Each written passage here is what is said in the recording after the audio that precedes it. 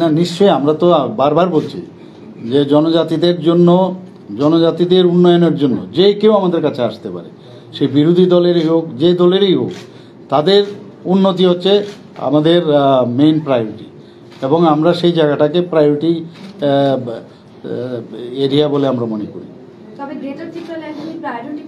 না, greater Tripura land আমরা কোনো অবস্থায় সমর্থন করি না। এখানে আসার জন্য স্বাগত। এবং আপনারা, আমি জানি যে গতকাল আমাদের শপথ গ্রহণ অনুষ্ঠান সম্পন্ন হয়েছে, তো আপনারা উদ্গ্রীবভাবে আমার কাছে কথা বলার জন্য বা জানার জন্য আপনারা কয়েকবারই চেষ্টা করেছেন, কিন্তু আমি দুঃখিত যে আমি সময় দিতে পারিনি। কারণ মাননীয় প্রধানমন্ত্রীজি এসছেন, মাননীয় গৃহমন্ত্রীজি এসছেন, আমাদের সর্বভারতীয় সভাপতি জেপি নাড্ডাজি এসছেন, এবং বিভিন্ন যেসব আমাদের বিভিন্ন বিষয়ে আলোচনা হয়েছে, এর জন্য ব্যস্ততার কারণে আপনাদের সামনে আমি আসতে পারিনি। তো যাই হোক, আমি আপনাদের মাধ্যমে সর্বপ্রথম আমি ত্রিপুরাবাসীকে আমি ধন্যবাদ দিতে চাই যে আমাদের ভারতীয় জনতা পার্টি এবং আমাদের অ্যালায়েন্স পার্টনার আইপিএফটির উপর যে আপনারা আস্থা রেখেছেন, এবং দ্বিতীয়বারের জন্য আমাদের এই যে ভারতীয় জনতা পার্টি এবং আইপিএফটির যে সরকার পুনঃপ্রতিষ্ঠিত করার জন্য আমি আমাদের যশস্বী প্রধানমন্ত্রী নরেন্দ্র মোদীজিকে ধন্যবাদ দিতে চাই যে উনার মার্গদর্শনে এবং উনার উপর মানুষ যেভাবে সব জায়গায় আস্থা রাখেন, ত্রিপুরাতেও সে আস্থা রেখেছেন। গতকালও আপনারা দেখেছেন শপথ গ্রহণ অনুষ্ঠানে কিভাবে বিপুল পরিমাণে লোক সমাগম হয়েছে বিবেকানন্দ ময়দানে, এবং সেখানে আপনারা দেখেছেন মানুষ এত সুশৃঙ্খলতার সাথে সেখানে বসেছিল, কোনো ভাষণবাজি হয়নি, শুধুমাত্র আমাদের ভোট টেকিং সেরেমনি ছিল, সেটা দেখার জন্য। তো আমি কালকেও যারা এসেছেন তাদেরকেও আমি ধন্যবাদ দেব, এবং এত সুশৃঙ্খলভাবে ওনারা ওখানে উপস্থিত থেকে এত সুন্দরভাবে আমাদের এই শপথ গ্রহণ অনুষ্ঠানকে সম্পন্ন করার জন্য আমি ধন্যবাদ দিতে চাই। আমাদের যে 16ই আমাদের ফেব্রুয়ারিতে আমাদের যে ইলেকশন সম্পন্ন হলো, এবং যাদের মাধ্যমে ইলেকশনটা সম্পন্ন হয়েছে, ইলেকশন কমিশন, আমাদের ত্রিপুরা সরকারের আধিকারিক এবং আরক্ষা দপ্তরের যারা যুক্ত ছিল সবাইকে, এবং আপনারাও কিন্তু এর মধ্যে ব্যতিক্রম নয়, আপনারাও আমাদের সাহায্য করেছেন, সবাইকে আমি ধন্যবাদ দিতে চাই। এত সুন্দরভাবে ত্রিপুরাতে একটা ইতিহাস রচনা হয়েছে যে কোনো জায়গায় কোনো রকম উচ্ছৃঙ্খলতার কোনো খবর ছিল না 16 তারিখ। এবং এতদিন ধরে আমরা দেখেছি যে নানা রকম সাইন্টিফিক রিগিংয়ের কথা হতো, ছাপ্পা ভোটের কথা বলা হতো, সেইগুলো কোথাও ছিল না।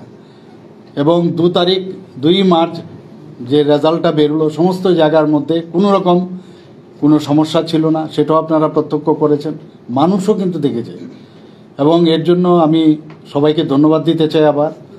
কিন্তু ইদানিং আমি দেখতে পাচ্ছি বিভিন্ন জায়গার মধ্যে এটা একটা স্বার্থান্বেষী মহল থেকে সেটা করানো হচ্ছে বা করছে, যে কিছু কিছু খবর আমার কাছে আসছে। আমি আরক্ষা দপ্তরকে বলেছি কঠোরভাবে যেন ওটা মোকাবেলা করেন, এবং আইনের পথে চলবে। আমাদের ভারতীয় জনতা পার্টির যে আগামী দিন আমরা যে ভিজন ডকুমেন্টস, যেটা আমরা নির্বাচনী ইস্তাহার আপনাদের সামনে আমাদের সর্বভারতীয় সভাপতি সেদিন প্রকাশ করেছেন, সেইগুলোকে আমরা সামনে রেখে তার যেন বাস্তবায়ন হয় সেই দিশায় আমরা কাজ করব আমাদের সরকার, এবং ত্রিপুরাতে আইনের শাসন যেন বজায় থাকে সেটা আমাদের প্রায়োরিটি থাকবে। স্বাস্থ্য বিভাগ, সেটার দিকে আমরা প্রায়োরিটি হিসাবে সেটাকে আমরা অ্যাড্রেস করব। এগ্রিকালচার, এডুকেশন, স্পোর্টস, আরও যেসব বিষয়গুলো আছে সব বিষয়ে আমরা অ্যাড্রেস করব, এবং সাধারণ মানুষের এবং প্রান্তিক মানুষের যেসব মৌলিক সমস্যা আছে সেগুলোকে আমরা অ্যাড্রেস করব। সবাই শান্তিতে আমরা থাকতে চাই। আরেকটা বিষয় যেটা খুব ইম্পর্টেন্ট, সেটা হচ্ছে আমাদের জনজাতির যে ক্ষেত্র আছে সেখানে অনেক সমস্যা অনেক দিন ধরেই ছিল, আমরা চেষ্টা করেছি সেই সমস্যাগুলো নিরসনের। আগামী দিন আমরা সেইগুলোর দিকে আরও বেশি করে যাতে জনজাতি এলাকা এবং জনজাতি ভাই বোনদের যাতে ওনাদের উন্নতি হয় সব দিক দিয়ে, সেই চেষ্টা আমরা করব। আর্থসামাজিক এবং সামাজিক উন্নয়ন হয় সেই দিশায় আমরা কাজ করব। এবং আমাদের এই সরকার একটা দৃষ্টান্ত আগেও আমরা স্থাপন করেছি, আবার স্থাপন করতে চাই যে আমাদের মাননীয় প্রধানমন্ত্রীর যে সরকার, সেন্ট্রাল গভর্নমেন্ট যেভাবে আমাদের সরকার চলছে, যে স্বচ্ছতার যে সরকার, সেটা আমরা ত্রিপুরাতেও সেই স্বচ্ছতার নিদর্শন আমি রাখতে চাই। ধন্যবাদ। সদস্যদের বৈঠক হয়েছে, কি বিষয় নিয়ে আলোচনা হয়েছে? আমাদের মেইন 2-3টি বিষয়ে কথা হয়েছে, যে সেটা হচ্ছে প্রোটেমস যে স্পিকার, সেটার বিষয়ে আজকে ডিসিশন হয়েছে। মাননীয় বিনয় ভূষণ দাস যে আমাদের এমএলএ আছেন পানিসাগরে, ওনাকে প্রোটেম স্পিকার করা হয়েছে। তো বাকি আমাদের মেইন এই বিষয়টার জন্য আমাদের আজকের আলোচনা, এবং আগামী দিনে আমাদের ভোটন অ্যাকাউন্ট যেটা হবে ফিনান্সের উপরে, সেই বিষয়ে আজকে কথা হয়েছে। দপ্তর বন্টন কি হয়েছে?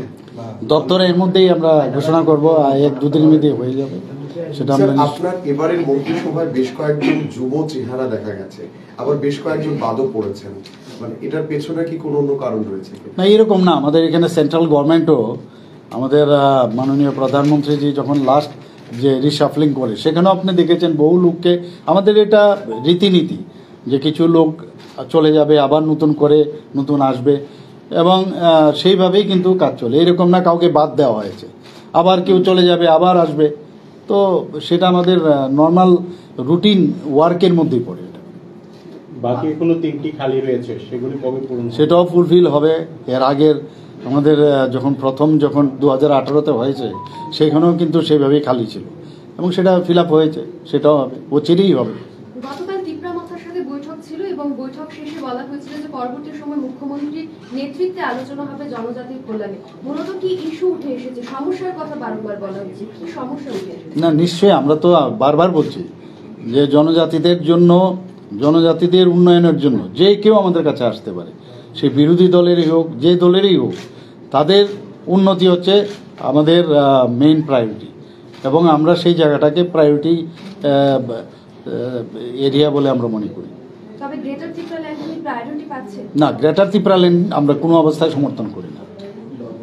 বাকি এমএলএরা কবে শপথ নেবে স্যার, কোনো আলোচনা হয়েছে? ওই তো সেটা তো বললাম তো, প্রোটেম স্পিকারের যখন আমাদের 15 তারিখ খুব সম্ভব স্থির হয়েছে, সেদিনই প্রোটেম স্পিকারের পরে সেখানে শপথ, যা নর্মাল প্রসিডিউর আছে সেভাবে হবে।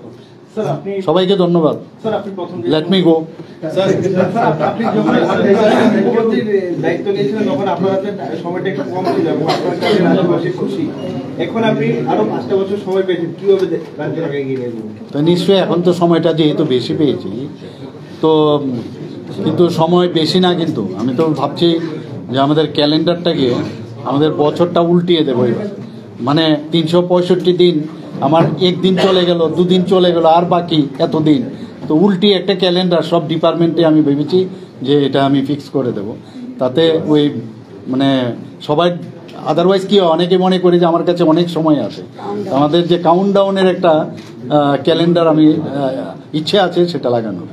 স্যার, একটা প্রশ্ন, এবার তো ভোটন অ্যাকাউন্ট, পূর্ণাঙ্গ বাজেট তো পরে বোঝা পেত, তো এই ক্ষেত্রে পূর্বতন যে অর্থমন্ত্রী ছিলেন জিষ্ণুদেব বর্মা, ওনার কি কোনো, উনার তো যেহেতু উনাকে তো আমরা নিশ্চয়ই উনার অ্যাডভাইস আমরা নেব। আর এমনিতে তো উনি তো এখন মন্ত্রিসভায় কোনো অবস্থায় আসতে পারবেন না, না তো, কিন্তু উনি আমাদের পার্টির একজন বিশিষ্ট ওল্ড আমাদের কলিগও বলা যায়, এবং উনার নিশ্চয়ই পরামর্শ আমরা নেব। Thank you sir.